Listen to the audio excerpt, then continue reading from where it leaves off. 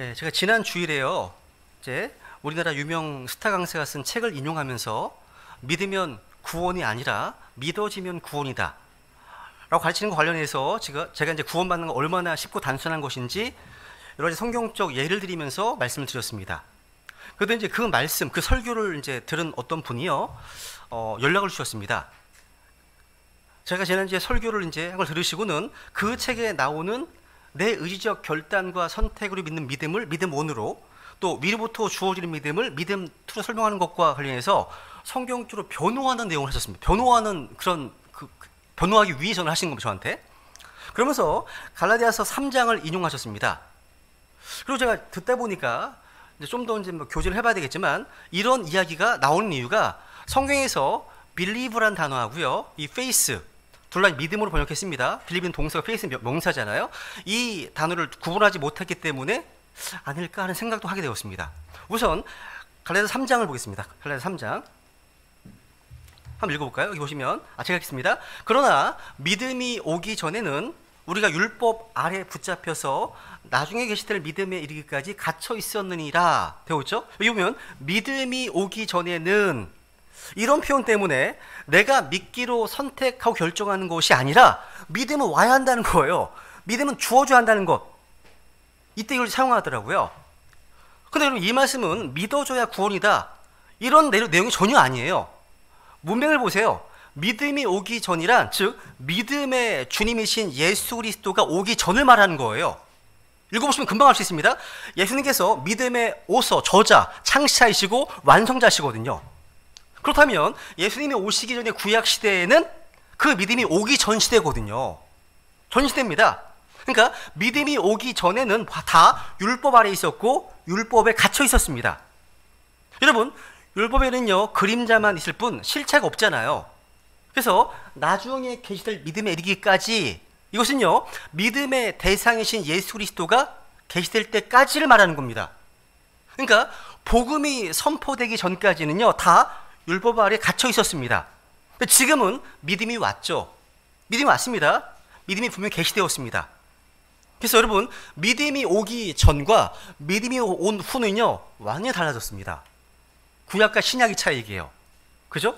25절 보시면요, 그러나 믿음이 온 뒤에는 우리가 더 이상 감독교사 아래 있지 아니하도다 말씀하고 있습니다. 믿음이 온 뒤에는 얘기하고 있죠. 여기도 이렇게 말씀하고 있습니다. 이 말씀도요 믿어줘야 구원이다, 이런 교리를 가르치기 위해서 사용한 것은 전혀 문맥과 관련이 없는 내용입니다. 여러분, 예수 그리스도의 오심 이전에는 다 율법 아래 갇혀 있었지만 믿음이 온 뒤로는요 더 이상 율법 아래 있지 않습니다. 그죠? 여러분, 왜 구약 시대를 믿음이 오기 전이라고 말할까요? 구약 성경에 읽어보면 많은 성도들이요, 구약 성도들이 믿음에 따라서 행동했습니다. 그죠? 여러분, 근데 구약 성도들의 믿음은요 His faith입니다. 자기 개인의 믿음이지 예수 그리스도의 믿음이 아닙니다. 그게 달라요. 그러니까 하박국 2장 4절에 보시면 의인은 오직 자기 믿음으로 산다 되어 있죠? 신약에 와서는 의인은 오직 믿음으로 산다, His가 빠졌습니다. 왜? 그 믿음 바로 예수 그리스도의 믿음이니까. 그죠?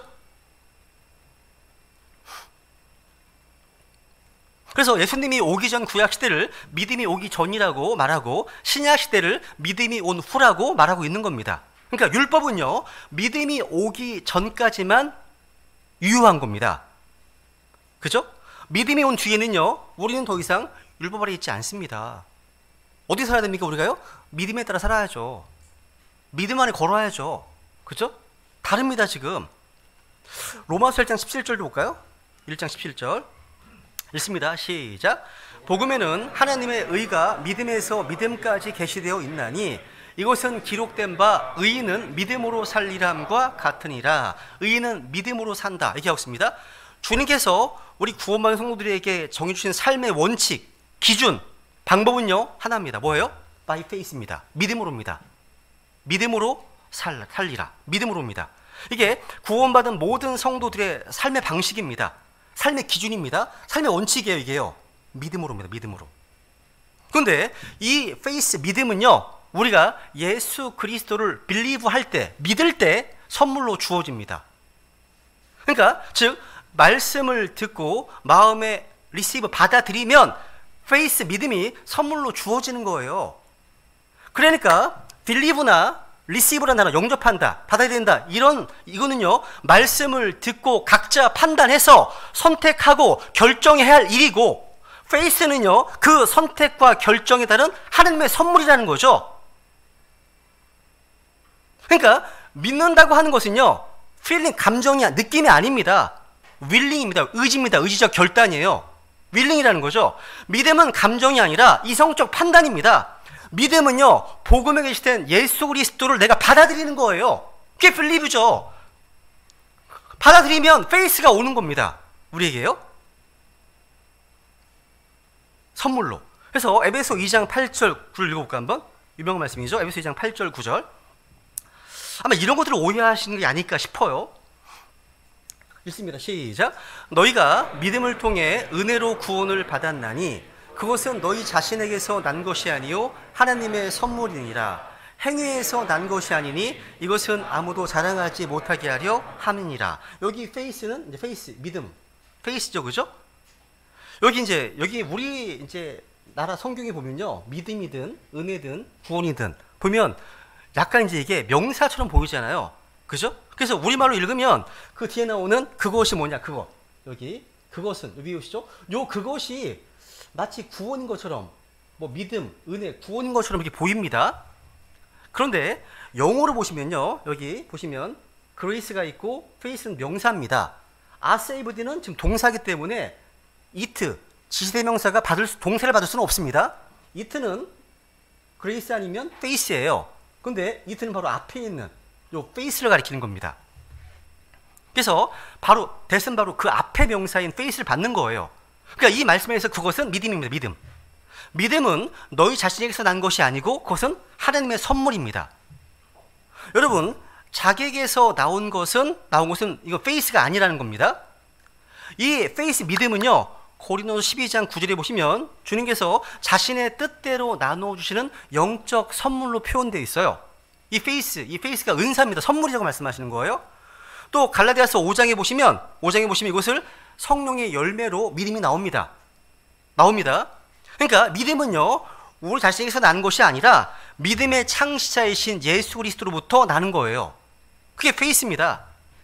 그리고 이 믿음은 하나님의 말씀에 의해 오는 겁니다. 왜? 하나님의 말씀은요, 성경 보면 믿음의 말씀으로 표현됩니다. 믿음의 말씀. 이게 무슨 말입니까? 말씀을 많이 읽으면 믿음이 프로듀스, 생산됩니다. 믿음이 산출되는 거예요. 말씀을 읽으면요. 그러니까 말씀을 듣고 순종하면 믿음이 또 크고 강해지잖아요. 믿음이 말씀인 겁니다.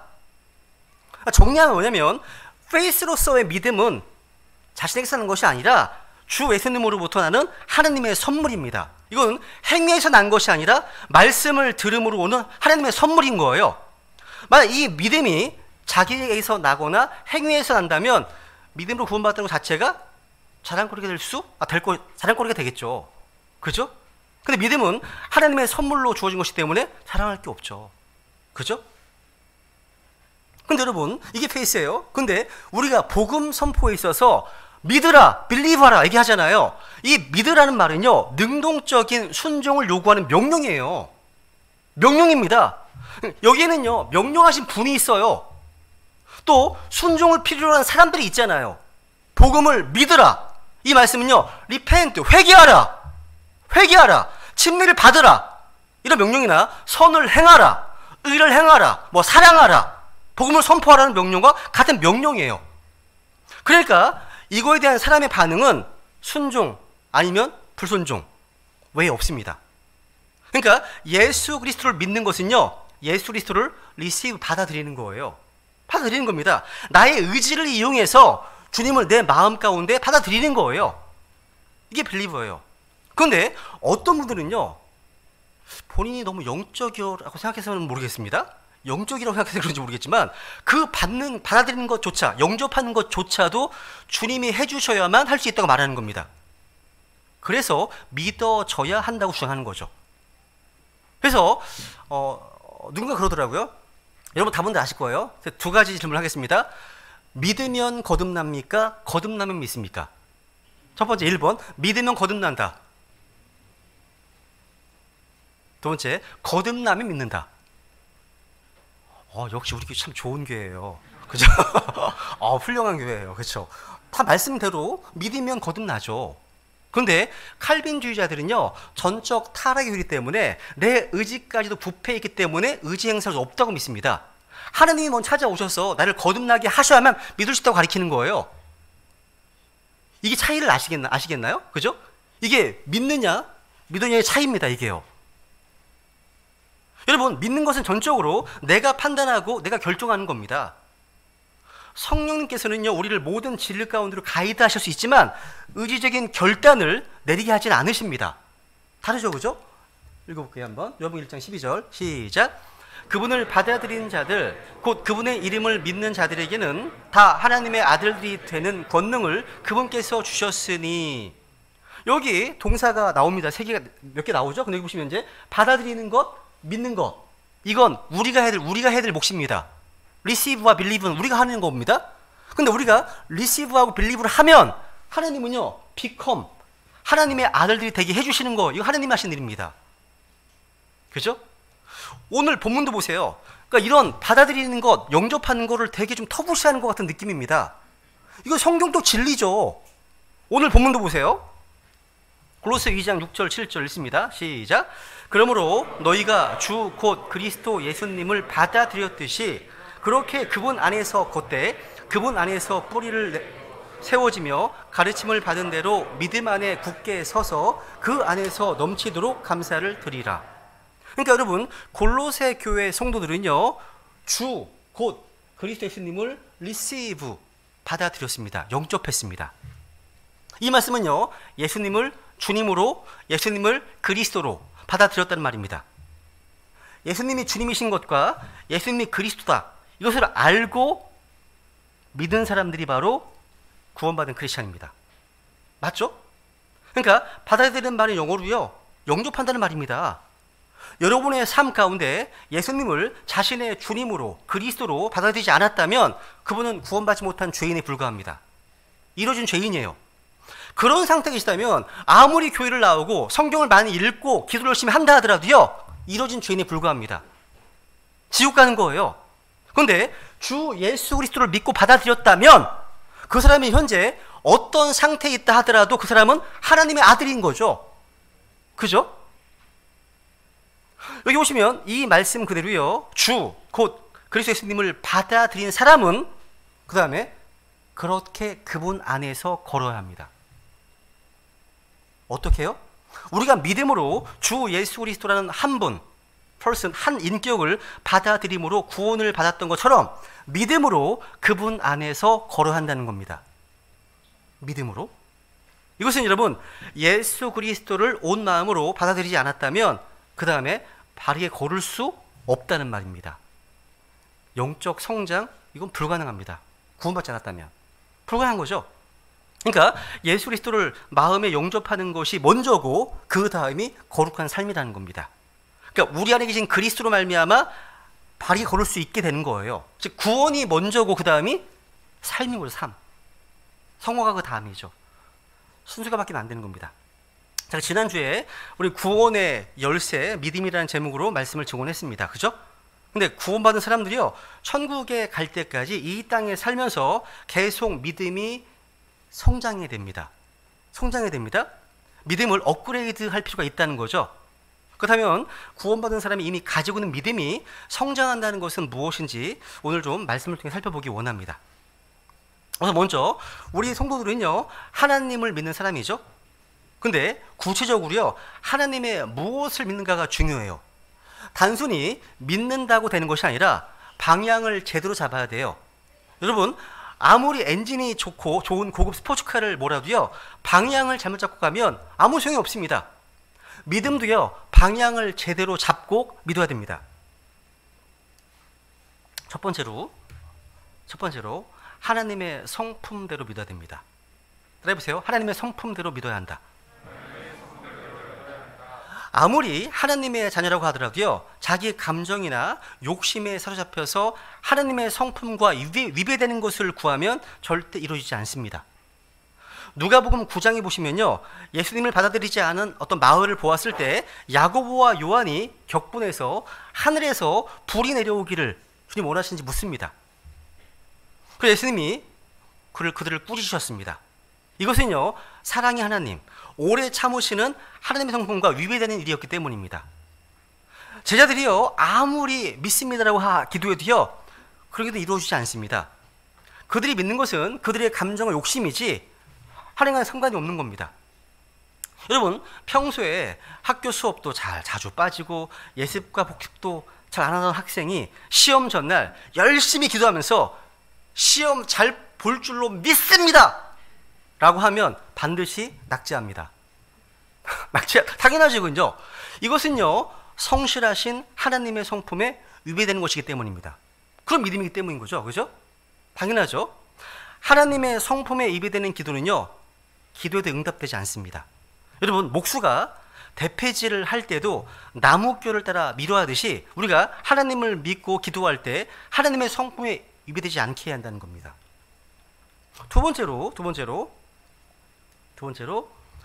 우리가 하나님 믿는다고 할 때는요, 하나님의 약속대로 믿어야 됩니다. 하나님의 말씀대로. 특히 말씀대로 믿으라는 것을 좀 더 자세히 말하면 말씀의 문맥, 흐름, 그런 맥을 잡아서 거기에 따라서 믿어야 한다는 겁니다. 구절만 쏙 빼서 인용하는 게 아니라, 특히 이단들이 많이 그렇게 합니다. 자기들이 원하는 교리를 입증하기 위해서 하나님 말씀을 이용해버립니다. 믿는 게 아니라 구절만 쏙 빼는 거죠? 아닙니다. 전체 문맥의 흐름을 봐야 됩니다. 속으시면 안 되는 겁니다. 그죠? 왜냐면 자기 중심적인 우리 인간들이요, 하나님의 말씀도 자기 필요에 따라서 편집해서 사용하기 때문이에요. 예를 들어서요, 성경 말씀 이런 말씀이 있습니다. 너희가 원하는 바를 구하라. 그러면 그것이 너희에게 이루어지리라. 이런 말씀이 있어요. 이걸 주장하면서 자기 욕심대로 마구 일을 버려놓고 하나님한테 도와주실 거라고 믿는 사람이 있습니다. 제가 그분께 뭐라고 말씀드리는지 아세요? 그 앞에 말씀을 왜 빼셨습니까? 이 말씀입니다. 보세요. 이런 게 위험한 거예요. 읽어보세요. 시작. 너희가 내 안에 거하고 내 말들이 너희 안에 거하면 너희가 원하는 바를 구하라. 그러면 그것이 너희에게 이루어지리라. 뒷부분만 이용하는 건 라오디게아 기독교의 모습입니다. 자기 멋대로 발에다 껍질 벗기듯이 전체를 얘기하지 않습니다. 그죠? 너희가 내 안에 거하고 내 말들이 너희 안에 거하면, 그러니까 하나님의 말씀들이 그 안에 거하고 그대로 순종하는 사람, 하나님과 친밀하게 교제하면서 하나님한테 민감하게 반응하며 사는 사람, 이런 사람들이 무엇이든 구하면 주시겠다는 약속입니다. 앞을 빼면 안 되죠. 그죠? 여러분, 믿음의 사람은요, 말씀으로 충만해야 됩니다. 무턱대고요, 추상적으로 믿습니다 라고 하는 게 아니라 구체적으로 하나님의 약속의 말씀이 내 삶 속에 이루어질 것이라는 것을 인식하면서 사는 거예요. 여러분, 우리 성경 신자들, 믿음의 사람들은요, 미래를 설계할 때 미래학자들의 말이 아니라 하나님의 말씀을 듣습니다. 정보 분석과 시대의 흐름을 이해하는 게 중요하지 않다는 게 아닙니다. 그것도 알아야 됩니다. 하지만 최후의 결정은 이 말씀을 붙잡고 해야 되는 겁니다. 그러니까 인간적으로 할 수 있는 최대한의 노력과 준비는 하지만 마지막에는 이 말씀을 붙잡고 발걸음을 떼야 한다는 거예요. 그러니까 최선을 다하지만 옛날 말로 1000명을 기다리는 거예요. 이게 균형이에요. 균형입니다. 이게 인간의 몫이고 하나님의 몫입니다. 그래서 나 자신, 나의 가족, 나의 교회, 나의 직장에서 믿음을 발휘하기 전에 항상 주님으로부터 오는 말씀을 드려야 한다는 겁니다. 하나님께서는요, 가나안 땅을 이스라엘 백성들에게 주시겠다 약속하셨습니다. 그런데 이스라엘 백성들은요, 전직 노예 출신의 전투 경험이 전혀 없는 사람들이었습니다. 그런데 가나안 땅 곳곳은요, 요새화되어 있었습니다. 또 훈련된 사나운 민족들로 가득 차 있었습니다. 그런데 여호수아는요, 눈에 보이는 상황을 믿지 않고 하나님의 약속을 믿었습니다. 믿음의 사람은요, 세상 그 누구의 말도 전적으로 신뢰하지 않지만 하나님 말씀은 믿습니다. 여러분, 상황이 아무리 힘들고 어려워도 하나님께서 약속하신 것이라면 어떻게 이루어질 것이다 라고 믿고 나아가는 거죠. 만약 여호수아가요, 이 말씀이 아닌 상황만 분석했더라면 결코 가나안 땅에 진격하지 못했을 겁니다. 못 갑니다. 그러니까 주님께서 말씀을 약속하신 것은요, 어려움이 있어도 믿고 나가면 하나님이 주시는 거예요. 그런데 하나님이 약속해 주시지 않으신 것, 말씀으로 확증해 주지 않으신 것을 내가 나가서 건드리면 망하는 겁니다. 망하는 거예요.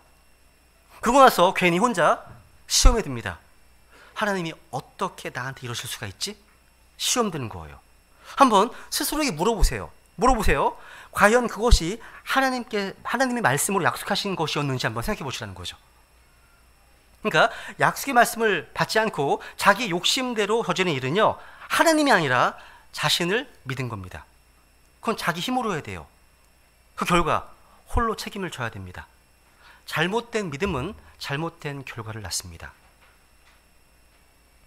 그렇다면 이제 여러분, 방향을 제대로 잡은 다음에는요, 믿음의 강도 아니면 믿음의 크기가 중요해요. 중요합니다. 믿음이라고 다 같은 믿음이 아니거든요. 믿음에도요, 큰 믿음이 있고 작은 믿음이 있습니다. 성경은 표현하고 있습니다. 실제로요. 예수님도요, 마태복음 15장에 보시면 너 믿음이 적은 자요 라고 말씀하시고요, 또 15장 28절에 보시면 내 믿음이 크도다 라고 말씀하셨습니다. 그런데 희한하게도 예수님께서 믿음이 크다고 칭찬한 사람들은요, 가나안 여인이나 로마 백부장과 같은 이방인, 당시 천대받던 사람들이었고, 주님께서 믿음이 작다고 꾸짖으신 사람들은 주로 제자들이었습니다. 예수님 옆에 있던 제자들이었습니다. 참 희한하더라고요. 근데 여러분, 큰 믿음이라는 게 뭘까요? 큰 믿음. 주님께서 큰 믿음을 가졌다고 칭찬하신 로마 백부장 한번 살펴볼게요. 누가복음 7장 한번 읽습니다. 시작. 그때 예수님께서 그들과 함께 가시더라.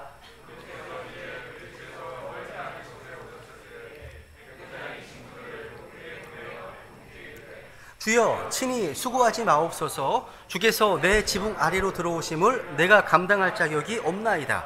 그러므로 나 자신이 죽게 갈 자격이 없는 줄로 생각하였사오니 한 말씀만 하옵소서. 그러면 내 종이 낫겠나이다. 나도 권위 아래에 있는 사람이며 내 아래에도 군사들이 있어 내가 한 사람에게 가라 하면 그가 가고 다른 사람에게 오라 하면 그가 오며 내 종에게 이것을 하라 하면 그가 그것을 하나이다 하매. 와, 이 백부장을 보면요, 이 큰 믿음의 시작은 겸손이구나. 먼저 겸손입니다. 백부장은요, 예수님께서 자기 집에 오시는 것을 감당하지 못하겠다고 고백합니다. 자신이 주님께 나아갈 자격도 없다고 생각했습니다. 사실 여러분, 백부장 정도면 당시 식민지 점령군 장교 정도 될 겁니다. 그죠? 그러니까 좀 목에 힘을 주고 다녀도, 그러니까 예수님을 맞아들일 어떤 수도 있었습니다. 그런데 이 백부장은요, 세상적인 방식으로 사고방식 생각하지 않았습니다. 자신이 왕들의 왕이신 예수님을 모실 자격이 없는 죄인임을 인정했습니다. 감히 자신의 필요 때문에 예수님이 직접 오신다? 오라가라? 하기가 죄송스러웠던 겁니다. 그래서 말씀만 해달라고 청원한 거예요. 대단하지 않습니까, 이게요? 겸손은요, 단순히 자신을 낮추는 게 아니라 예수님을 높이는 겁니다. 우리가 어떤 일을요, 회사에서 비서에게 시키는 것하고 보스에게 가지고 갈 때의 자세가 다르잖아요. 그죠? 비서에게 일을 시킬 때는 언제까지 어떻게 해, 이렇게 때야 방법을 지시할 거예요. 그런데 보스에게는 자세가 달라지죠. 이런 문제가 있습니다. 어떻게 하면 좋겠습니까? 이렇게 질문하면서 보스에게 해결 방법과 타이밍까지 일임하고 맡길 거예요. 보스니까. 그죠? 여러분, 큰 믿음은 뭐예요? 하나님을요, 우리의 비서가 아닌 우리의 주인으로, 우리의 보스로 대하는 거예요. 여러분, 하나님은요, 우리가 필요할 때 마음대로 불렀다, 보냈다 할 수 있는 요술램프의 지니가 아닙니다. 그런 분이 아닙니다. 우리 주님은 왕들의 왕이시고 찬송과 존귀와 영광과 능력을 받기에 합당하신 분이십니다. 그래서 그분 앞에 나올 우리는 겸손해야 되는 거예요. 내 소리를 죽이고 내 선입관을 버리고 자존심을 내려놓아 한다는 거죠. 그분은 주님이시니까. 나는 종인데요. 그죠? 여기 보세요. 이 큰 믿음은요, 말씀의 능력을 인정하는 겁니다. 말씀의 초자연적 능력을 인정하는 거예요. 백부장은요, 군사들과 종들이 자기의 권위 밑에 있듯이 이 세상의 모든 것들이 병을 포함해서, 질병을 포함해서 우리 주 예수님의 권위 아래 주님의 말씀의 권위 아래 있음을 믿었습니다. 그러니까 주님께서 말씀만 하시면 질병도 순종할 것을 알았다는 거죠. 그래서 여기 보세요. 한 말씀만 하옵소서. 따라해보세요. 한 말씀만 하옵소서. 그러면 내 종이 낫겠나이다. 와, 백부장은 놀랍게도요, 이 말씀의 권능을 이미 믿고 있었습니다. 백부장은 예수님께서 우주 만물을 다스리시는 하나님이심을 알아봤습니다. 자, 여러분, 사람들은 믿음이 어릴 때는요, 그때까지만 하더라도 모든 병자들을 직접 만지시고 고쳐주셨습니다. 상황이었습니다. 당시 예수님 바로 옆에 있던 제자들이라고 하도요, 직접 예수님을 물리적으로 보고 만지고 느껴야 하는 그런 믿음을 갖고 있었던 겁니다. 그런 상황이었어요. 백부장은요, 놀랍게도 예수님 직접 가서 환자를 대면 치유하지 않아도 된다고 하는 겁니다. 원격으로도 된다는 겁니다. 원격 진료하잖아요. 그런 분이신 겁니다. 그러니까 한 말씀만 하시면 그 말씀의 능력으로 시간과 공간을 초월해서 자기 종이 나을 거라는 겁니다. 이걸 진짜 믿으신다면요, 굉장히 표가 납니다. 그분은 셋째 앉아 계십니다. 지금도 한 말씀만 하시면 우리의 문제 해결돼 버립니다. 말씀의 권능이잖아요. 그러니까 백부장은요, 3차원적 어떤 그런 믿음이 아니야. 그 이상의 고차원적인 믿음을 말하고 있는 겁니다. 복음서에 보시면요, 예수님이 직접 만지시거나 직접 가시지 않고 시공간을 초월해서 말씀만 고쳐주시는 사건은 몇 개 안 나오거든요. 되게 훌륭한 거, 이게요. 놀라운 겁니다. 그러면서 백부장은요, 군인답게 군대에서 병사들이 장교의 권위에 복종하는 예를 들었습니다. 장교가 직접 안 가도 명령만 내리면 부하들이 명령에 순종하잖아요. 사람의 질병도 왕들의 왕이신 예수님의 권위에 복종할 것이라 믿는 겁니다. 자신의 군사들이 자기 권위 아래 있듯이 세상의 모든 문제도, 질병도, 불경기 문제도, 인플레이션도, 결혼에 대한 문제도 등등 다 예수님의 권위 밑에 있다는 거라는 겁니다. 그리고 어떤 문제도요, 주님의 말씀 한마디면 다 끝난다는 거예요. 그런데 기다리게 하세요. 임나게 하십니다. 우리를 위해서. 참으로 놀라운 믿음입니다. 단순히요, 자신의 미급한 상황을 해결하는 주술사 같은 존재로 예수님을 보는 게 아니에요. 백부장은요, 예수님을요, 하늘과 땅을 오직 말씀으로 창조하신 전능자 하나님으로 믿고 있는 겁니다. 하늘과 땅의 모든 권능이 주님께 있음을 지금 인정하고 있는 거예요. 마치 이런 거죠. 집도 없습니다. 연고도 없는 불쌍한 어떤 고아가 나중에 알고 보니까 임금님이 자기 아버지구나. 이 사실을 알게 되면 자기 인생의 모든 문제가 다 해결되는 것처럼 말입니다. 똑같습니다. 오늘날 우리 이런 믿음이 필요합니다. 우리는 예수님을요, 눈으로 보거나 만지지 못해요. 근데 오늘날의 라오디게아 기독교인들의 모습은 항상 눈에 보이는 어떤 현상을 원합니다. 예수님이 바로 그때 뿅 하고 나타나 주기를 바랍니다. 아니면 어떤 유명한 목사님이 직접 찾아와서 손을 얹고 기도해 주기를 원한다는 거, 더 좋아한다는 거죠. 이 비슷한 겁니다. 하지만 주님께서는요, 3차원에 갇혀 계신 분이 아닙니다. 4차원, 5차원, 그 이상에 계신 분이십니다. 주님께서는 보이지 않지만 이미 성령님으로 내 안에 와 계십니다. 나와 함께 하신다는 거죠. 이 사실을 믿는 사람은 이 말씀을 의지해서 믿음으로 전진할 수 있습니다. 그러면 2000년 전 그때나 지금이나 예수님은요, 말씀의 권능으로 우리의 삶에 개입하십니다. 히브리서 11장 여기 1절 보세요. 한편 믿음은 바라는 것들의 실체요, 보이지 않는 것들의 증거니라고 했습니다. 우리가 은사주자들처럼요, 눈으로 확인할 수 있는 현상을 인정하는 것은 믿음이 아니에요. 그건요, 과학이지. 눈으로 관찰해서 그 인정하는 과학입니다. 예수님은요, 내가 믿고 선포하는 것만큼 내 삶에 역사하십니다. 하나님께서 움직이시지 않는 게 아니라 내 믿음이 약한 거예요. 네 믿음대로 될지어다. 내가 믿은 만큼. 소경이요, 만약에 주님께서는 내 눈을 50% 뜨게 하실 거야, 믿었다면 한쪽만 뜨는 거예요. 진짜요. 네 믿음대로 될지어다거든요. 진짜요? 그러니까 이방인 백부장이었지만 믿음의 핵심을 정확히 붙잡고 있었습니다.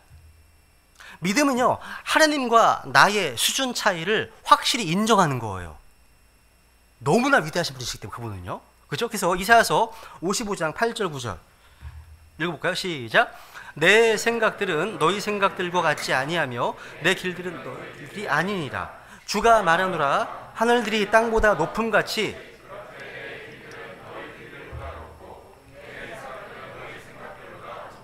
와, 그러니까 백부장은요, 예수님께서 자기와 전혀 다른 차원에 계신 분을 믿고 그렇게 예수님을 대했습니다.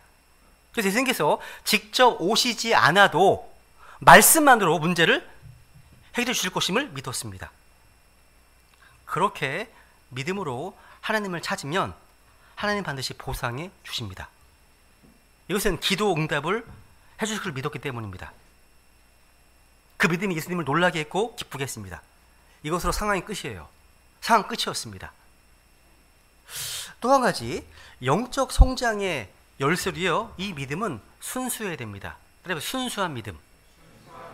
순수한 믿음은요, 의심하지 않습니다. 의심은요, 기도 응답을 막아버리는 누군가 축복 킬러라고 얘기했습니다. 축복 킬러. 의심이 그렇습니다. 따라서 축복 킬러. 그러면 안 됩니다. 야고보서 1장에 보시면 1장 읽습니다. 시작. 그러나 그는 믿음으로 구하고 어떤 일에도 흔들리지 말라.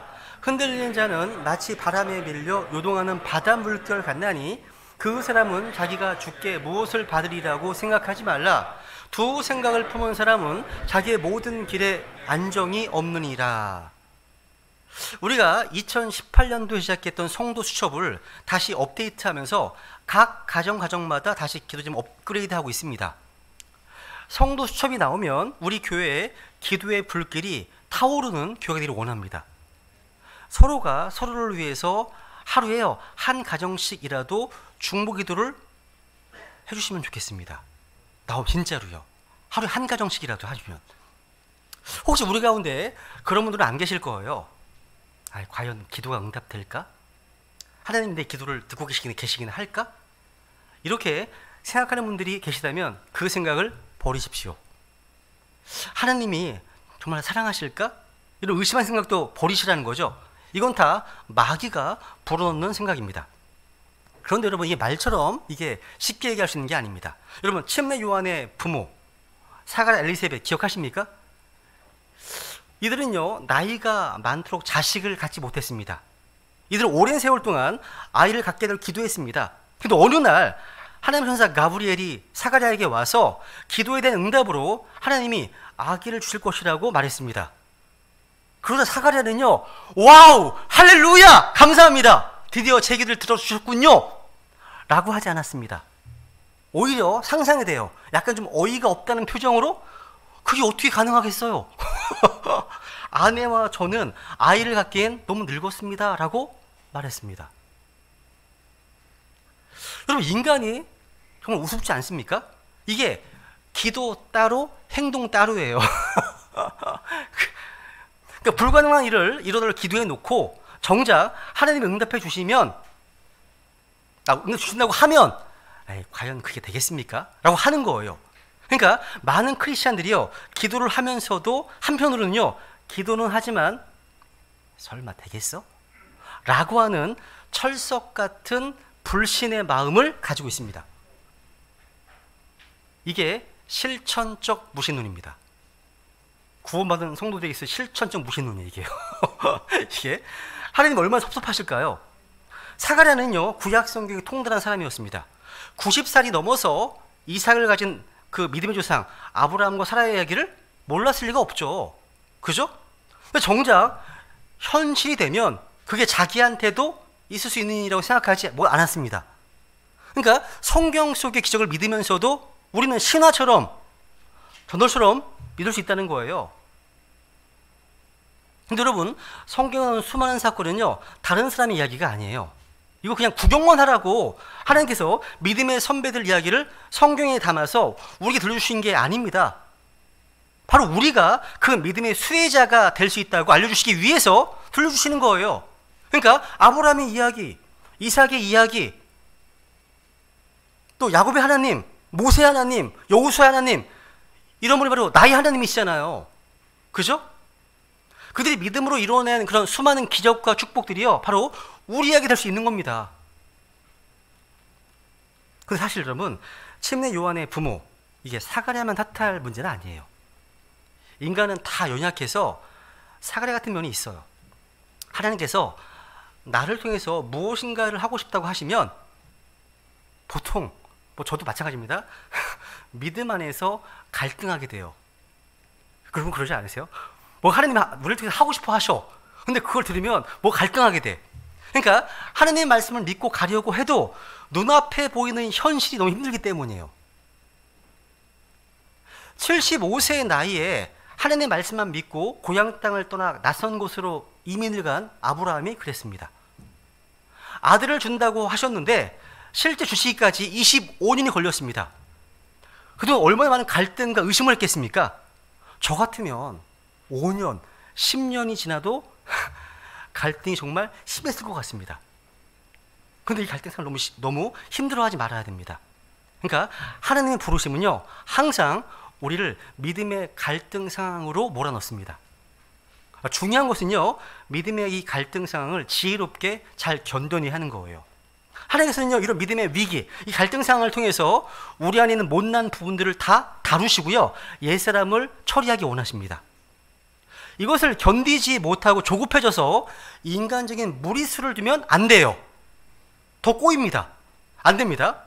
여러분, 아브라함의 아내 사라가 무리수를 둔 사람 중에 하나예요. 아기를 주신다고 하셨지? 에이, 반드시 엄마가 자기유한다는 법은 없지 않냐 라고 생각한 거예요. 그래서 자기 여종 하갈을 남편과 동침시켜서 아이를 낳게 한 겁니다. 그렇게 태어난 이스마엘은 훗날 이삭과 사사건건 대립하고 갈등하면서 집안에 큰 고통을 주었습니다. 오늘날까지 내려오면서 이스라엘과 아랍 간의 갈등이 그렇게 시작된 거예요. 그러니까 믿음의 갈등 상황을 만날 때 우리는 기도하면서 말씀을 붙잡고 주님의 인도를 받으며 나아가야지, 인간적인 요령을 부리면 반드시 자기 꾀에 자기가 당하게 되어 있어요. 하나님이 뿌린 대로 거두게 하시거든요. 그러니까 말씀대로 하는 것이 가장 빠른 길이에요. 가장 좋은 겁니다. 여러분, 꼭 기억하세요. 하나님의 사람은요, 믿음의 갈등을 필연적으로 겪게 되어 있다는 사실을.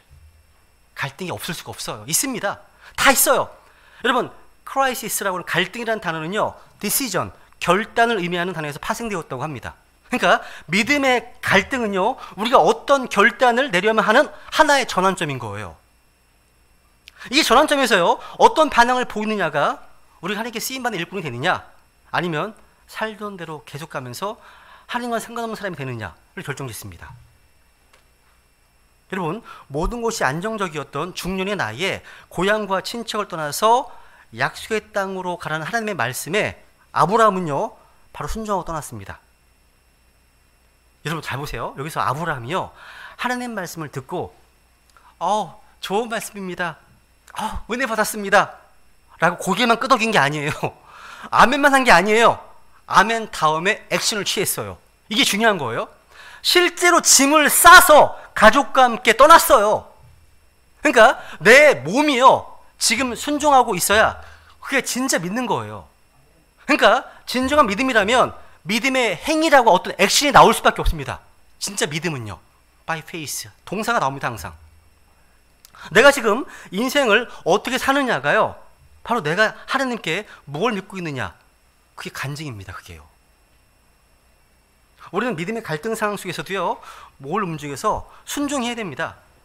여러분, 하나님을 믿는다는 것은요, 이런 거예요. 하나님이 다 해주실 거니까 나는 아무것도 안 하고 무책임하게 팔짱 끼고 가만히 있는 게 아닙니다. 손에 쟁기를 들고 땀을 흘려야 됩니다. 그러니까 믿음은요, 응답을 가져오는데 그것은 순종이라고 하는 바구니에 담겨서 와요. 근데 이 순종이 정말 쉽지 않은 경우가 많습니다.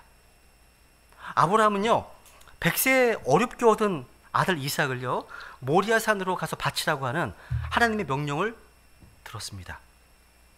아마 밤새 잠을 못 이뤘을 거예요. 근데 아브라함은 바로 그 다음날 새벽에 일어나서 아들을 데리고 먼 길을 떠납니다. 상상이 됩니다. 사흘 밤낮을 가야 하는 그 길을 가면서 어떻게 마음에 갈등이 없었겠습니까? 당연히 있죠. 정말 힘들었을 것 같아요.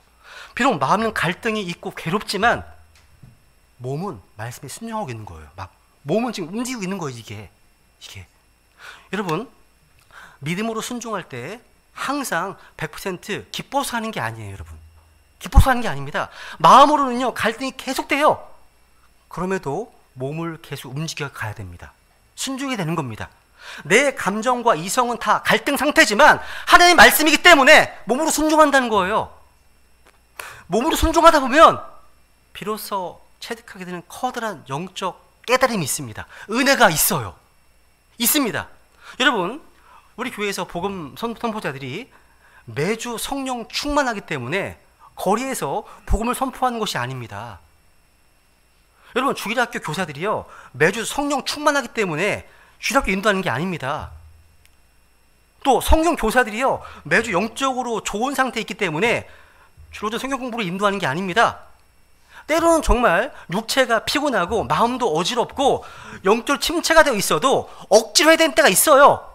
그런 안 좋은 상태에서도요 주의 말씀에 순종할 때 의외로 큰 은혜가 임하는 경우가 많이 있음을 경험했고 여러분도 경험하고 계실 겁니다. 제가 말씀의 사역자지만요 매주일 성령 충만, 은혜 충만한 컨디션으로 설교를 하는 게 아니에요.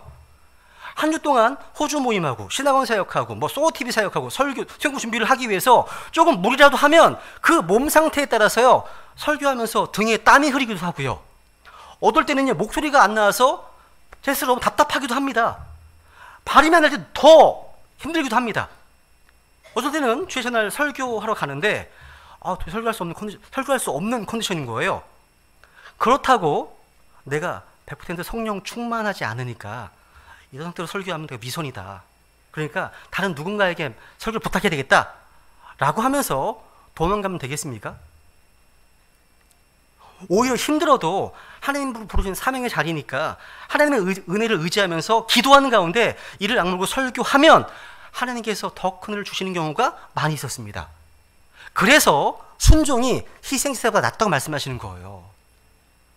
진정한 믿음은요 갈등 속에서도 조금이라도 몸을 움직여서 순종하는 겁니다. 더 큰 은혜를 주시거든요. 주님께서는요 이런 믿음의 갈등 상황을 통해서 우리 믿음을 점점 성장시켜 가십니다. 처음부터 강한 믿음 가진 사람 없죠. 그렇죠? 처음부터 믿음이 좋은 사람은 없습니다. 하나님께서는요 성경의 영웅들을 다루실 때 수십 년을 거쳐 서서히 그들의 믿음을 성장시켜 가셨습니다. 주님께서는요 결코 오늘의 일을 어제의 인도하심에 따라서 결정하지 않으십니다. 이게 무슨 얘기냐면 여호수아가요 여리고를 무너뜨리는 방법하고요 아이성을 무너뜨리는 방법은 달라 했습니다. 근데 여호수아가 방심해서 기도하지 않고 덤비다가 낭패를 받습니다. 그러니까 하나님께서는요 어제 성공했던 일을 오늘 우리에게 쓰고 싶어하는 방법이 아닐 수 있다는 거예요. 다른 말로 우리는 오늘 새롭게 받은 은혜를 가지고 그러니까 하나님을 의지한다는 겁니다. 매일매일 하나님이 어떻게 일하실지 모르니까. 그죠? 어제의 은혜로 오늘 사는 게 아니라는 겁니다. 나 과거에 성경 50번 읽었어. 의미가 현재가 중요합니다. 현재가 중요한 거예요.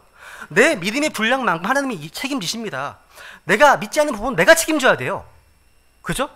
하나님은요 내 믿음의 크기만 일하시거든요. 내가 책임져야 될 것이 많으면 스트레스가 많이 쌓이겠죠. 마음이 그냥 평안하지 않을 겁니다. 근데 하나님이 책임져 주시면 평안하고 담대한 마음을 가질 거예요. 그래서 믿음이 커질수록 평안해지고 담대해지는 겁니다. 마지막 구절. 성경에 보면요 믿음이 없이는 하나님을 기쁘시게 할 수 없다라고 말씀하고 있습니다. 우리가 아무리 교회에서 많은 일을 해도요 믿음이 없이는 하나님을 기쁘시게 할 수 없습니다. 그런데 겨자씨만한 믿음이 있으면 하나님 기뻐하십니다. 하나님은요 믿음이 없던 사람들이 말씀을 듣고 구원을 받아 믿음의 씨앗이 생길 때 정말 기뻐하십니다. 그리고 믿음이 점점 성장한 것을 볼 때도 매우 기뻐하십니다. 이제 오늘 말씀을 정리해 보겠습니다. 여러분 성경이 말하는 믿음은요 지난주에 봤던 것처럼 십자가에서 하나님의 아들이신 예수 그리스도께서 나의 죗값을 치르셨음을 알고 그 예수님을 내 인생의 주인으로 영접하는 결단입니다. 그리고 그 믿음은 가만히 있는 것이 아니라 계속 성장해 가야 됩니다. 그래서 구원받은 자의 믿음은 하나님의 성품을 알고 그분의 말씀을 신뢰하며 따라갈 때 자라는 겁니다. 주님 칭찬하시는 믿음은 겸손에서부터 시작됩니다.